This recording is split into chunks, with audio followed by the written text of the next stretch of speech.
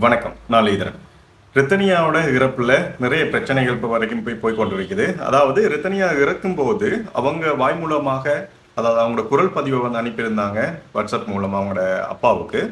அதுல சொல்லியிருந்த விஷயம் வந்து தன்னுடைய இறப்புக்கு தன்னுடைய கணவர் கவின்குமார், ஈஸ்வரமூர்த்தி மாமா, மாமியான சித்ரா தேவி, இந்த 3 பேர் தான் காரணம் என்று சொல்லி அவங்க இறக்கு முதல் வாக்குமூலத்தை அவங்க சூசைட் பண்றதுக்கு முந்தி கொடுத்துருந்தாங்க.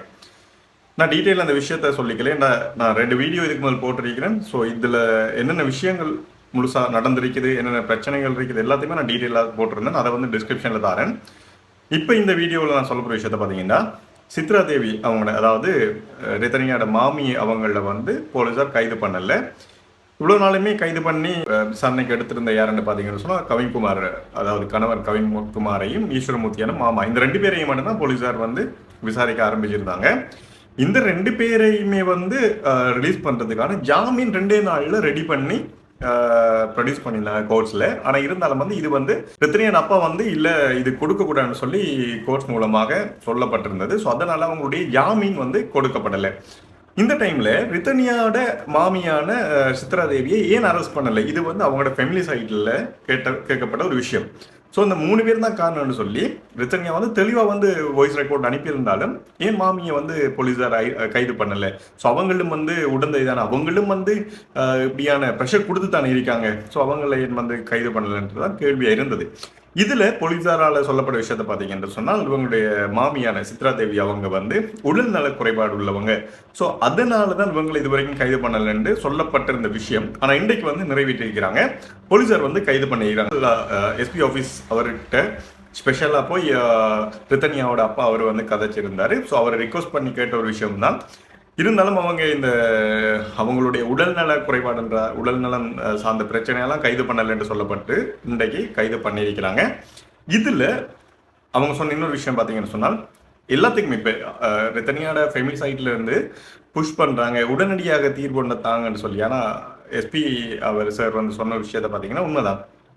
எடுத்த உடனே, அதாவது ஒரு 7 டேஸ்லயோ 10 டேஸ்லயோ இதுக்கான தீர்வை வந்து கொடுக்க முடியாது.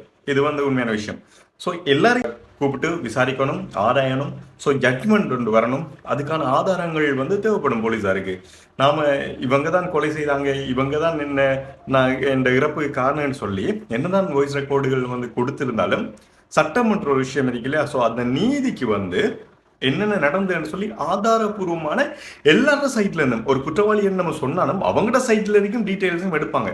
ஸோ அது உண்மையா இல்லையாண்டு கன்ஃபார்ம் பண்ணதுக்கு பிறகு இவங்க வந்து கோயிலுக்கு போயிட்டு வீட்டை வாரன்னு சொல்லியிருந்த அந்த டைம்ல தான் காருக்குள்ளே சூசைட் பண்ணியிருந்தாங்க இல்லையா.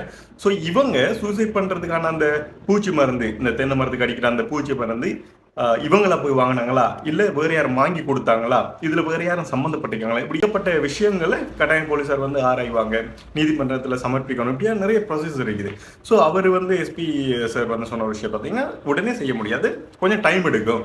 ஸோ உண்மையான குற்றவாளிகள் யாரா இருந்தாலும் அவங்களுக்கான தண்டனை வழங்கணும். ஸோ அதுக்காக கொஞ்சம் டைம் எடுப்பாங்க, விசாரிப்பாங்க எல்லாரையும். கிட்டத்தட்ட இது வரைக்குமே 30க்கு மேற்பட்ட நபர்களில் வந்து அவங்களோட உறவினர்கள் இருந்து சுற்றி இருக்கிறாங்கன்னு சொல்லி எல்லாரையுமே விசாரிச்சிருக்கிறாங்க. போலீஸார் தரப்புல நிச்சயமான ஒரு தீர்வு வந்து கிடைக்கும் என்று நம்ம எல்லாரும் நம்புவோம். ஸோ இப்படி வந்து எடுத்த உடனே எந்த ஒரு விஷயத்துக்குமான நீதியோ எந்த ஒரு விஷயமும் உடனே கிடைக்காது. சம்டைம்ஸ் வந்து உடனே கிடைக்கிறது கூட சரியான முறையில் நடக்குமான்ற நம்ம சொல்லலாம் இல்லையா. ஸோ எல்லாரையுமே விசாரிக்கட்டும், யாரு பக்கம் தவறு இருக்குதோ அவங்களுக்கு தண்டனை கொடுங்க.